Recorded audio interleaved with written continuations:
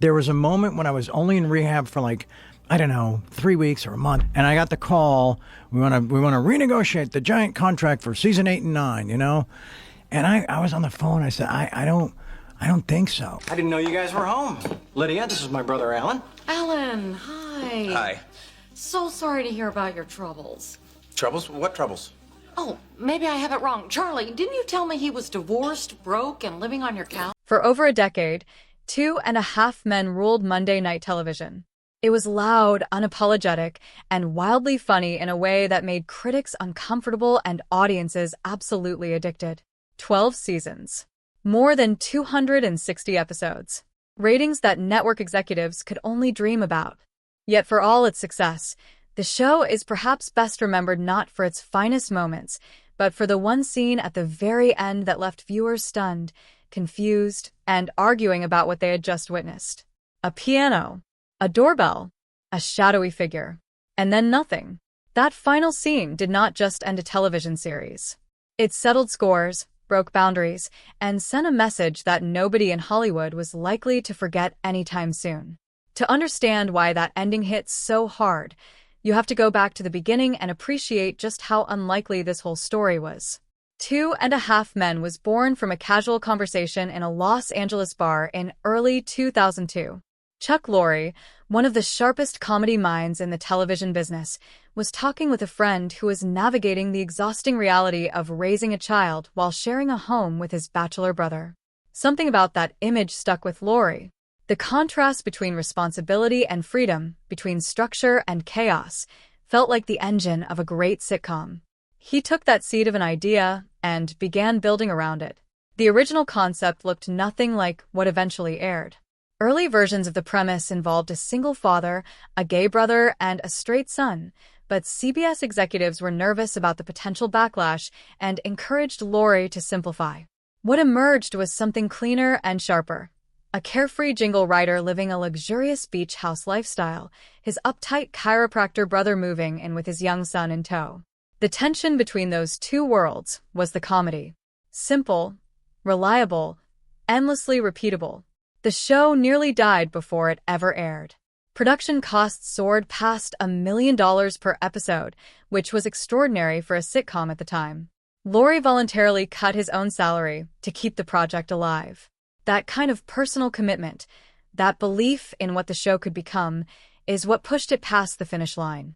CBS gave the official green light in August 2003, and the rest unfolded on screens across America. Charlie Sheen was the beating heart of that show from the very first episode. His character, Charlie Harper, was a man who had essentially opted out of adult life.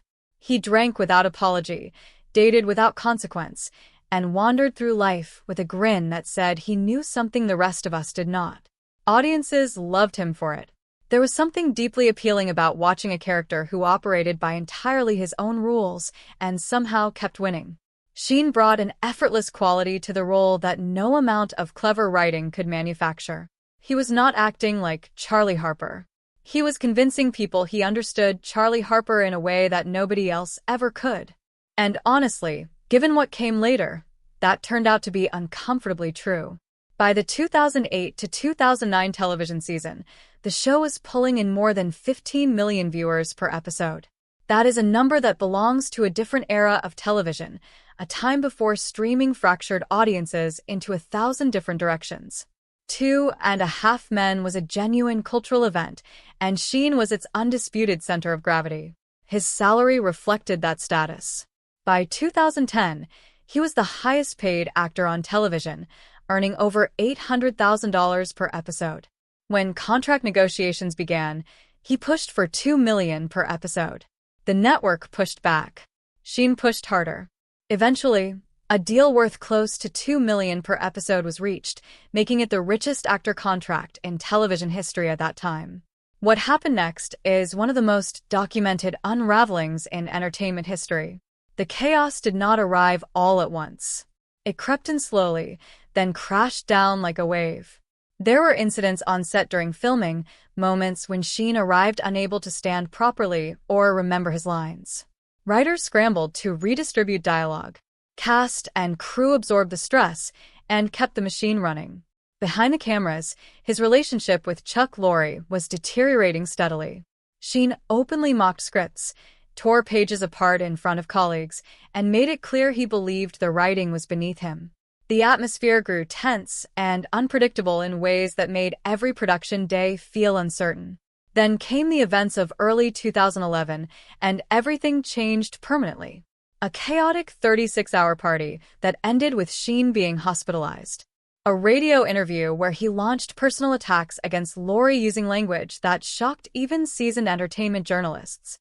Declarations about his own invincibility that spread across the internet with a speed that nobody in his circle could control. Phrases from those interviews became viral expressions, circulating on social media platforms and late-night comedy shows for weeks. Millions of people who had never watched a single episode of 2.5 Men suddenly knew exactly who Charlie Sheen was. He had turned himself into a spectacle, and the world could not look away. On March 7, 2011, Warner Brothers fired Charlie Sheen from the show that had made him one of the most recognizable faces on American television. The termination letter ran 11 pages long. It cited dangerous behavior, repeated personal attacks against the show's creator, disruption of production, and serious concerns about his well-being. Approximately 200 crew members were immediately affected by the shutdown.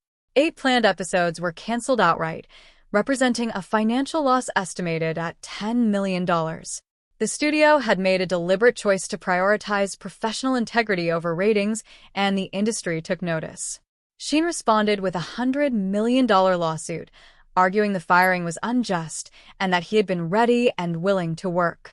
The legal battle dragged through the summer before quietly settling in arbitration that September. The exact terms were never made public, though various reports suggested the settlement could eventually total over $100 million when future rerun profits were included. The fight was over. But the show still had a problem because it needed to survive without the man who had defined it for 8 years. The replacement search became one of the most closely watched casting stories in recent television memory. Hugh Grant came remarkably close to taking the role, with negotiations reportedly reaching $1 million per episode before falling apart over creative differences just days before a major advertiser presentation. Then Ashton Kutcher's name entered the conversation, and events moved with surprising speed. Within days, Kutcher had agreed to a $20 million contract for a single season of 26 episodes. The announcement landed on May 13, 2011, just in time to reassure the advertisers that the show was not finished. Kutcher's debut on September 19, 2011 drew an astonishing 28 million viewers, roughly double the show's standard audience. People tuned in partly out of loyalty, partly out of curiosity, and partly because they simply needed to see how the show was going to handle the elephant in the room. The answer came immediately. Charlie Harper, the character who had anchored the show for 8 years, was dead. Killed in Paris by a train. His funeral opened the episode, giving the show a clean break and a darkly comedic send-off that felt entirely in keeping with who Charlie Harper had been. There was something both final and fitting about the way they chose to close that door. Kutcher's character, Walden Schmidt, was a billionaire tech entrepreneur still recovering from a painful divorce.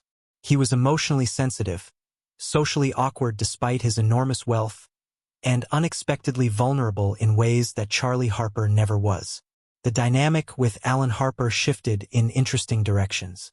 Alan, who had spent years being the helpless, dependent one, now found himself in the unusual position of being the experienced guide.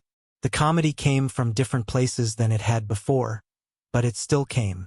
The show adapted, as good shows do, and continued running for 4 more seasons. Meanwhile, another member of the original family was quietly falling apart inside. Angus T. Jones had joined the show as a 10-year-old boy, and for years the experience seemed genuinely wonderful. He became one of the most recognized child actors in the country, earning $300,000 per episode by the time his issues surfaced publicly. But as he grew older and his faith deepened, the humor and content of the show began to feel genuinely wrong to him. Jokes about sex, substance use, and irresponsible behavior conflicted sharply with the values he was building his life around. He asked writers to remove him from certain scenes he found offensive. His energy on set changed noticeably. Those who worked alongside him saw someone becoming increasingly uncomfortable in their own professional skin. In 2012, Jones appeared in a video connected to a religious organization and urged viewers to stop watching 2.5 Men, describing it as inappropriate content. The reaction was immediate and divided. Some admired his courage.